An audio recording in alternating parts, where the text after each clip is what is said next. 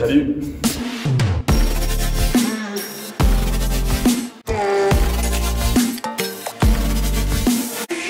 Salut Bastien. Salut Steven. Merci de nous recevoir chez toi pour l'épisode 4 de l'Interview Canap. Tu nous as gentiment invités chez toi et accepté de répondre à toutes nos questions. On va retracer un peu ton parcours, l'actualité et plus en détail ta vie en complet, quoi. Pas de problème. On est parti. On est parti. On commence toujours avec les petites questions type. Ouais. Nom, prénom et âge. Alors Bastien Albert, 28 ans. Cette Cette année, ouais. Ok. Lieu de naissance. Alors à Vienne, pas très loin d'ici. Ok. Ton parcours scolaire. Alors parcours scolaire, j'ai fait un parcours on va dire classique, collège, lycée, bac général, bac S. Et après je suis parti faire mes études de médecine à Saint-Etienne. Ouais. J'ai validé ma première année de médecine et après mes années de kiné. D'accord. Et maintenant Et maintenant kiné. depuis combien de temps tu pratiques le basket? J'ai dû commencer, je devais avoir 6-7 ans. J'ai dû commencer ouais, tu vois, en mini-poussin au début du basket, je sais plus trop. Pas très loin, vers Vienne, là, à Condrieu. Okay. J'ai joué en fait, si tu veux, jusqu'à mes 18 ans en départ dans ce club-là, au Roche de Condrieu. Puis après j'ai changé, je suis parti faire mes études à Saint-Etienne. Ouais. Et un autre sport avant ou vraiment c'est le basket qui a... J'ai toujours fait que du basket. Je crois que j'avais fait un an de gym avant. Ouais. Je sais pas, j'ai pas continué là-dedans. Okay. Mais non, sinon j'ai fait que du basket. Et ton premier club donc c'était Condrieu? C'est les Roches de Condrieu, ouais. Ok. Et petite dernière question, ton joueur vedette? Mon joueur vedette quand j'étais petit, j'aimais bien Allen Iverson. Ok. Après j'ai jamais eu trop d'idoles, tu vois, mais c'était... un mec qui quand j'étais petit, je me rappelle que je l'aimais bien, que je m'entraînais, tu vois, j'essayais de mettre une petite coudière, tout ça. Ouais. Quand je jouais dans mon jardin, j'étais content. Ok. Donc du coup tu nous as dit que tu as commencé à Condrieu et tu as fait ça jusqu'à 18 ans? En fait jusqu'à ce que je passe mon bac. J'ai joué, si tu veux, de mini-poussin à cadet avec en fait, mes copains du collège et du lycée avec qui j'étais. Quand j'ai passé mon bac, je suis parti à Saint-Etienne, donc j'ai changé de club. Ouais. Continué quand même à jouer là-bas. Je suis allé jouer d'abord quelques années à Saint-Jean-Bonnefond, c'est un petit club à côté de Saint-Étienne. En région, après je suis allé jouer à la Pontoise en National 3 et après à Feur en National 2 et National 1. Et une fois que tu as quitté la catégorie jeune, tu es arrivé en senior, c'était quoi le premier niveau? C'était R3, on a fait R3, R2, enfin j'ai un peu fait tous les niveaux en fait. J'ai commencé en R3, après en R2, après en N3 à la Pontoise, N2 à Feur et N1 à Feur. Et tu as monté de niveau parce que tu as gagné, vous montez ouais, à on est chaque monté, fois. alors il y a juste qu'à chaque fois que j'ai changé de club, tu vois, quand j'étais à Saint-Jean-Pont-de-Fond, j'ai fait R3, R2, je suis arrivé à la Pontoise en N3, et à Feur aussi où on a commencé en N2 et on est monté en N1. Et donc arrive à la Pontoise, c'est là où les choses peut-être un petit peu sérieuses ont commencé. C'était quoi l'ambition à cet âge-là pour toi? Moi en fait, si tu veux, si on m'avait dit un jour que je gagnerais de l'argent pour jouer au basket, c'était pas du tout un truc prévu et qui m'intéressait. Moi j'avais mes études à côté, c'était ça le plus important. C'était de continuer à jouer parce que j'aimais ça, tu vois. Et j'ai toujours eu la chance de tomber dans des équipes, dans des clubs, tu vois, avec des gens hyper sympas. Donc tu vois, ça n'a jamais été une corvée ou quoi que ce soit et j'ai toujours eu la chance de tomber dans des équipes en plus compétitives. Tu vois, à la Pontoise, on jouait toujours le haut tableau, on finissait toujours deuxième, on ratait ça à chaque fois de pas grand chose. Et puis à faire, pareil, je suis arrivé en N2 où là pareil j'ai découvert un peu le monde pro. On s'est retrouvé en N1 l'année d'après où là c'était vraiment encore plus. Donc ça s'est fait un peu au hasard et... T'as choisi des bons clubs. Exactement, je suis tombé au bon endroit au bon moment. Et t'as été kiné à partir de quel moment? J'ai été kiné quand je suis arrivé à la Pontoise, si je dis pas de bêtises. Donc avant ça, tu as réussi à passer toutes tes années tout en jouant au basket? C'est ça, quand j'étais justement en région à Saint-Jean-Pont-de-Fond, j'étais en médecine et en kiné, donc je pouvais faire les deux, c'était bien, tu vois. Et quand je suis arrivé à la Pontoise, je bossais peut-être déjà l'année d'avant, enfin c'était vers cette transition-là, où j'ai commencé à bosser à côté, et donc, pour la M3 ça allait. Au niveau du rythme, parce que c'est ce qu'on se pose un petit peu comme question. En M3 ça allait parce que la plupart des gars bossaient. Enfin, moi dans mon équipe tout le monde bossait. C'est plus arrivé en N2 où là il fallait s'organiser, surtout après en N1. Mais à la Pontoise non, ça posait pas de problème parce que je bossais en plus à Saint-Just-Saint-Rambert dans la ville du club. Donc c'était à côté, donc c'était pratique, c'était pas galère. Et donc tu nous as dit arrivé en Feur, donc à Feur en 2017 et c'est là qu'en 2 ans tu commences en N2 et ensuite l'année d'après monter en N1. Comment ça s'est passé? Vous avez vraiment gagné le titre en finissant premier? Ouais, en fait on a fini premier de notre pool, on a fait les playoffs, On a gagné les quarts de finale, les demi-finales, et on a perdu en finale du championnat de France. Et du coup, on est monté comme ça. Et c'était la première année de la réforme de l'A1. Avant ça, il y avait qu'une poule, et nous, c'était la première année ensuite où il y avait les 2 poules comme actuellement. Donc on avait une équipe pareil, une très bonne équipe, et puis au final c'était une équipe pour la montée, enfin c'était construit pour... Ouais, c'était une équipe qui était construite pour la montée, alors après c'était pas le truc absolument à faire, mais au final vu comment s'est déroulée la saison, ça s'est hyper bien passé, et on a fini vice-champion de France. Et avant ton départ, parce que c'est là où ça se termine pour toi, c'est ta dernière saison, j'ai repéré un peu sur internet que tu as gagné le titre du meilleur joueur du club, c'était ça, non? Oui, alors après c'était plus, je pense, tu vois, à faire, surtout notre force, c'est notre collectif, parce qu'on n'avait pas, surtout en N1, un gros budget, donc on avait une équipe construite autour du collectif. Alors oui, moi c'est vrai que j'ai fait une bonne saison, c'était cool, mais c'était surtout, je pense aussi pour me remercier, le fait de faire boulot, plus tout ça à côté. Mais non, la saison. Tu gardes un vrai bon souvenir. Tu gardes un vrai bon souvenir, Et derrière ça, tu pars de Feur. Quel est ton objectif premier quand tu quittes Feur et que du coup tu ne rejoins pas la N1? En gros, si tu veux, à Feur, l'année de la N1, c'était, alors comme tu dis, ça s'est super bien passé, mais allier boulot et le rythme de la N1, surtout à Feur, on n'avait pas des gros moyens, notamment pour les déplacements, on faisait beaucoup en minibus, etc. Donc c'est vrai que la fin d'année, c'était bien fatigant, tu vois, quand il fallait jouer à Boulogne-sur-Mer, on faisait 10 heures de minibus, etc. C'était un peu compliqué, puis j'avais envie de revenir aussi sur Lyon, tu vois. Moi j'avais ma copine qui était ici, et j'avais toujours envie de jouer au basket, tu vois. Donc le but c'était de trouver un club compétitif sur de la N2, tu vois, plus avec un rythme qui me correspondait. Et Lyonceau, au final c'était le truc parfait, on va dire, qui avait de l'ambition, qui avait un club structuré. Et donc j'ai atterri ici. Tu arrives à Lyonceau en 2019 du coup. Tu fais une saison pleine, pleine. Oui, c'est ça. Une saison pleine. 2 tiers d'une saison, et la deuxième saison presque pas de match, qui est quasi morte. Et derrière, Lyonceau quand même arrive à atteindre la N1. Et là, est-ce que du coup il y a cette question qui se repose? Forcément, il y a cette question qui se repose. Après, tu sors aussi de 1 an et demi où tu n'as pas joué. Puis c'est pareil, en fait, la N1 c'est quand même. Ce que je disais, c'est quand même compétitif, c'est super cool à jouer, tu vois, c'est juste histoire d'organisation. Donc, bien évidemment, quand on est remonté, le premier truc, c'est de se dire, est-ce que si jamais le club me veut que je reste et moi aussi j'ai envie de continuer, bien voir comment je m'organise, tu vois, pour pas me retrouver sous l'eau, tu vois, au mois de décembre et dire j'arrête en décembre, je peux pas continuer. Donc on a regardé ça. Après, je bosse moins actuellement que ce que je bossais à faire aussi. À faire, je bossais quand même beaucoup par rapport à ce que je bosse ici, donc là c'est quand même plus simple de m'organiser, tu vois. Et c'est surtout là-dessus il fallait bien s'organiser, mais tu vois, ça se fait.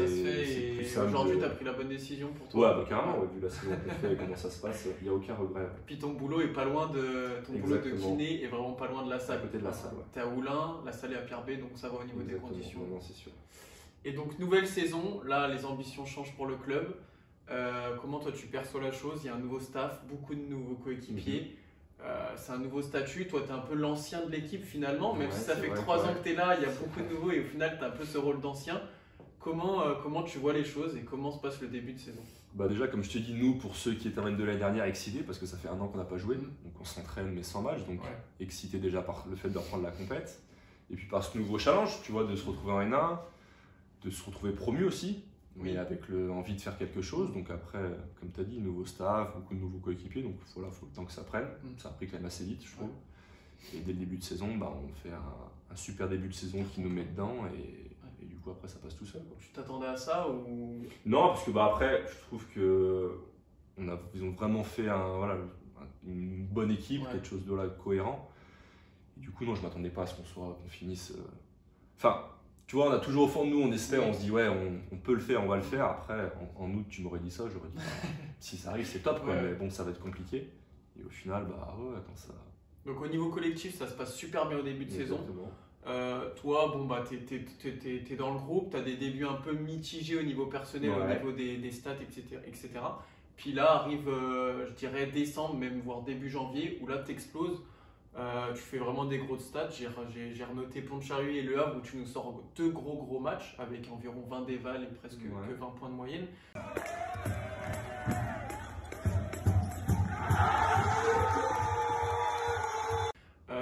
Qu'est-ce qui a changé pour toi cette montée en puissance? C'est quoi? J'ai envie de te dire, après, le plus important, c'est que, comme tu dis, la première partie de saison, personnellement, moi, je ne faisais pas un gros apport statistique et même dans le jeu. J'essayais de me concentrer défensivement. Il y avait ton rôle de combattant. Ouais, voilà. Alors après, que si tu veux, voilà, en début de saison, le coach me donne des rôles, etc. Moi, je pense que je me suis un peu trop enfermé dans un rôle à me dire, je peux faire que défendre, il faut que je fasse que ça. En parallèle, on gagnait, donc tu vois, tout allait bien. Le plus important, ça reste ça. Et à partir du mois de janvier, non, j'ai rediscuté un peu avec le coach. Il m'a dit que voilà, il fallait que j'essaie de faire un peu plus en attaque. Du coup, c'est ce que j'ai essayé de faire. Et voilà, ça a payé. Mais comme tu dis, de toute façon, après la première partie de saison, c'est pas mal passé, quoi. Non. Oui, il n'y avait pas de question. On gagne derrière, tu vois, donc après, c'est ça le plus important. Mais ouais, c'est la petite coupure aussi qui fait du bien. Qui fait du bien, et t'attaques 2022 parfaitement. Exactement. Et derrière, un top 5 accroché. L'objectif, du coup, est rempli. Pour toi, c'est quelle émotion? C'est soulagement, fierté? C'est quoi qui y a tout qui passe? C'est les deux, parce que alors après soulagement, on s'était mis une pression, mais je vais envie de te dire positive, quoi, pour nous stimuler à faire ça. C'est un objectif atteint parce qu'on a quand même bossé depuis, on a attaqué début août. Donc c'est beaucoup de boulot. Ouais, on s'est beaucoup entraîné, voilà, pour ça. Et au final, quand tu réussis, quand tu atteins ton objectif, c'est hyper cool, quoi. Donc ouais, fier parce qu'on nous aurait pas forcément au début de saison mis à ce niveau-là, mis à cette place-là, mais voilà, on allait la chercher et on l'a pas démérité, donc ouais, hyper fier. C'est bien. Et du coup, après, phase 2 qui démarre, il y a une petite coupure après phase 2, et là, bah, c'est des nouveaux adversaires, c'est une nouvelle poule, c'est un nouveau format, et c'est plus compliqué. Est-ce que tu peux nous expliquer? Là, on est à la fin de la phase aller, tout pile, ça fait 5 matchs, malheureusement, il n'y a pas eu encore cette victoire, déclic. Comment t'expliques cette phase 2? Bah déjà, tu joues contre les meilleures équipes de l'autre côté. Donc forcément, c'est chaque match, c'est voilà, tous les petits détails, tous les petits trucs, faut rien laisser passer parce que sinon tu gagnes pas. On a les 2 premiers matchs qu'on fait contre La Rochelle et Angers. Oui. Ouais, enfin bon, Angers qui pour moi est quand même très fort. Mais voilà, contre La Rochelle, on n'est pas dedans. Défensivement, offensivement, enfin, on n'arrive pas à respecter ce que le coach nous demande. Et c'est là-dessus, voilà, on manque aussi d'expérience. C'est la première pour pas mal de joueurs de jouer cette poule haute. Donc voilà, je pense pas qu'on se met la pression particulièrement, tu vois, c'est juste que voilà, on n'a pas réussi à retrouver ce qui avait fait notre force en première phase, l'intensité défensive, etc. On a retrouvé un petit peu contre contre Poitiers à domicile, où ça se joue à des détails, mais où on a été plus dans le match, on a refait ce qui nous correspondait, quoi, défensivement, offensivement. Et là, à Rueil, où vendredi, on fait 3 bons cartons, et où le dernier, par contre, on s'écroule totalement. Et c'est physiquement que... Je pense pas que c'est physiquement, c'est que là, tu vois aussi, je te dis, c'est qu'on respecte plus les petits trucs que le staff a mis en place, que le coach a décidé. Et c'est voilà, ça retrouve aussi cette confiance, parce que là, c'est vrai que tu enchaînes les défaites. Quand tu enchaînes les défaites, oui. Mais voilà, moi, je suis persuadé qu'on va rebondir et que c'est pas... Il y a une phase retour. C'est une phase d'apprentissage, il y a une phase retour, et le plus important, c'est les playoffs. Après, là, exactement. On va finir premier pour monter directement. C'est d'essayer d'accrocher la meilleure place pour pouvoir avoir... l'avantage du terrain, exactement. Sur cette phase retour, est-ce qu'il y a un petit objectif? Est-ce qu'il y a des équipes que tu t'estimes qui sont vraiment prenables pour essayer de gratter au moins 1 ou 2 places sur le classement? Ouais, il faut qu'on essaie de gagner les matchs à domicile. Alors, je sais. Et bah, il y a La Rochelle, il y a Lorient, il y a Rueil. Il faut qu'on essaie à domicile d'être chez nous, d'imposer notre rythme défensif, tout ça, etc. Puis à l'extérieur, d'aller jouer de façon... on joue que des top équipes, mais voilà, on n'a rien à perdre. Donc non, l'objectif, ça va être d'essayer dès vendredi. Pour terminer un petit peu, donc ça fait 3 ans, on l'a dit que tu es à Lionceau. Qu'est-ce que tu penses de l'évolution de Lionceau sur ces 3 années? C'est quand même un sacré changement, mais sans griller les étapes, j'ai envie de dire. Enfin, sans griller les étapes. C'est un club qui est quand même structuré, qui ne part pas non plus à l'aventure comme ça. Enfin, on le voit nous cette année sur de la N1, que ce soit en termes de déplacement, d'organisation, tout ça. Il y a des choses à améliorer, c'est sûr, mais franchement, c'est quand même assez carré, c'est quand même... donc, on se déplace quand même dans des bonnes conditions. Et puis voilà, le staff qu'ils ont mis en place, l'équipe qu'ils ont faite aussi pour être compétitif, c'est quand même, comme on l'a dit, si on finit 3e cette année, c'est pas du hasard non plus, c'est que voilà, ils font bien les choses. Toi, tu as connu aussi le changement de salle, j'ai commencé à Sainte-Barbe, on est arrivé à la Canopée ça aussi, c'est en 2020, changement. Mais ouais, non, c'est un club qui se développe et qui s'en donne les moyens, quoi. Ok, et toi pour ton futur, t'as encore du temps, t'as encore le temps de jouer au basket. C'est quoi là ton objectif? C'est de continuer à essayer de pallier carrière pro et kiné, ou est-ce que tu te fixes déjà une année, tu te fixes une fin? Non, moi de toute façon, en fait, si tu veux, le basket ça a toujours été, je vais pas dire accessoire parce que je prends énormément de plaisir à faire ça, etc. Mais si tu veux, moi je bougerai pas de la région pour aller jouer au basket, c'est pas mon objectif tout ça. Tant que je peux allier le boulot et le basket comme cette année, c'est top. Après on verra, tu vois, en fonction de comment évolue le club, parce que tu vois, le club là aussi est en train de grandir, etc. Je pense qu'à un moment donné, ça peut bloquer d'avoir deux activités. Mais tant que c'est possible et tant que ça se passe, tu vois, pour moi, il n'y a aucun problème. Et au contraire, c'est plaisir de jouer dans un club comme ça. Et pour le futur, quand tu seras juste kiné, est-ce que tu as envie de garder ce lien avec le basket, je sais pas, par du coaching ou rester joueur mais à un plus bas niveau Oui, après moi je continue. Alors, après, on verra bien comment. Mais moi, tu vois, osciller là entre la N1 et la N2. La N2, je trouvais que c'était le parfait niveau pour moi avec le boulot, en termes d'organisation et de contraintes, etc. Donc, après, on verra. Moi, comme je te dis, de toute façon, je resterai dans la région. Après, on verra de quoi l'avenir est fait. Exactement, il n'y a pas de. J'ai pas d'objectif, on va dire, de jouer à plus haut niveau, quoi que ce soit. C'est juste de prendre du plaisir, comme j'ai eu la chance de toujours le faire, de tomber dans des équipes, tu vois, avec des gars super sympas. Pour moi, c'est ça le plus important. Continuer mon métier à côté. Et quand même avoir ce côté compète aussi, tu vois, qui rajoute ce truc en plus, qui booste un petit peu. Ok, merci beaucoup Bastien. On va finir, si tu le veux bien, par les petites questions des abonnés qui nous ont posées sur Instagram. Ok, donc j'ai les petites questions devant moi. Première question, te considères-tu comme le sosie officiel de Thibaut Courtois? Non, la réponse est non. Pas du tout. Mais on me la ressort très souvent. Très très souvent. C'est vrai que j'avais fait le lien, mais. Tant mieux. Non, parce que là maintenant j'ai un peu de barbe donc ça change un peu. Ok. Mais c'était la grande vanne de mes copains pendant la Coupe du Monde.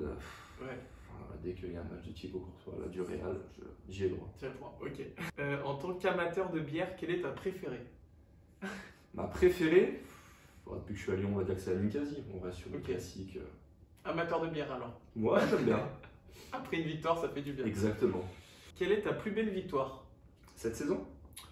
C'est pas spécifié, mais oui, cette saison, ça peut être intéressant. Cette saison, je dirais la victoire contre Caen à domicile, parce qu'on vient quand même de loin dans le dernier quart-temps et qu'on arrive, tu vois, à gagner sur la fin contre une top équipe. Ou sinon, je dirais la victoire à Besançon, où on valide vraiment ce top 3 et où vraiment là, tu vois, on a l'objectif est atteint.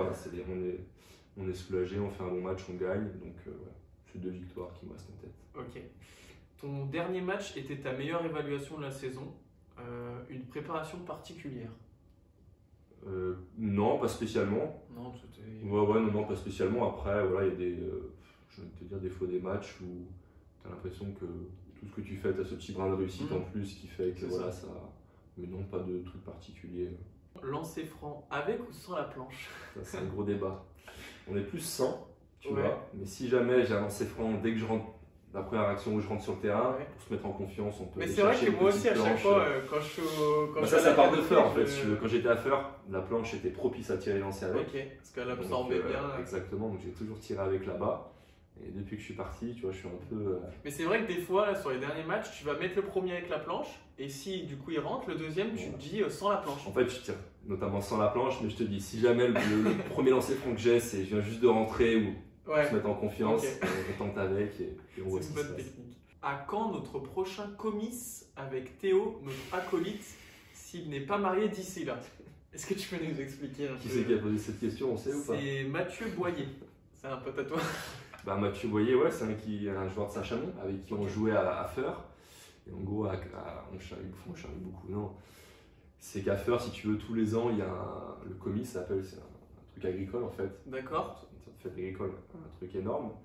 Et l'année où on était à Feur, en fait, si tu veux, on a participé à ça et on a hyper bien rigolé. Et comme je te disais qu'il y avait une bonne ambiance, tu vois, ça fait partie de ça.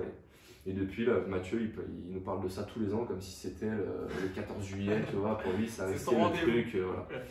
Ok, et donc avec Théo Vial, il est dans la. De toute façon, il sera toujours pas loin. C'est vrai que Théo, on n'en a pas tellement parlé, mais tu étais avec lui à Feur. Ouais, à Feur, ouais. Donc c'est un coéquipier de longue date. Ouais, Théo. Il a rejoint Lyonceau aussi un an après toi, non? Ouais.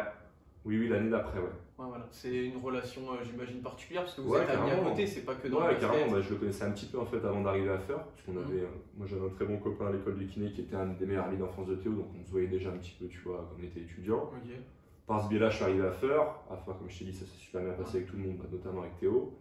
Quand on est monté en N1, j'ai habité en coloc avec Théo aussi en fait. Ok, oui, donc ça rapproche. Voilà, et puis après du coup il est revenu sur Lyon, donc ouais c'est sûr que c'est toujours plus sympa de jouer et facile de jouer avec des mecs dont t'es ami dans la vie. Donc voilà. Forcément. Une petite dernière question. Comment fais-tu pour être aussi beau que bon? Ça c'est gentil, c'est ça la petite question bonus. Bah écoute, j'en ai aucune idée. J'en ai aucune idée, donc mais en tout cas, voilà, c'est Ellie qui te dit que t'es beau et bon. Tu peux recevoir bien de... Ouais, bah, j'en doute pas, mais... À chaque fois qu'on met un truc sur toi, sur les réseaux, il y a toujours quelques commentaires, on sent que tu as une petite fanbase, une communauté, une petite communauté derrière Bastien Albert. Ça a commencé à l'époque où j'étais à la Pontoise en N3, où il y avait 2-3 trucs sur Facebook, tu vois, mais pour rigoler, parce que comme je te dis, moi comme je viens d'un... Enfin, j'avais fait de centre de formation, je suis dans le département toute ma jeunesse, etc. Donc c'était le grand jeu au début, tu vois, d'affoler un petit peu en mettant des commentaires sur les réseaux sociaux. Sauf qu'aujourd'hui, on se retrouve encore en N1 et du coup, ces mêmes gens n'ont pas arrêté et tant mieux, heureusement d'ailleurs, c'est ce qu'il faut. C'est bien. Bah écoute, en tout cas, merci Bastien, merci c'était un vrai plaisir d'échanger avec toi. Moi aussi. Et puis j'espère que vous en avez appris un peu plus sur Bastien. Et puis on le retrouve dès vendredi à la Canopée jusqu'à la fin de saison, on l'espère. Merci.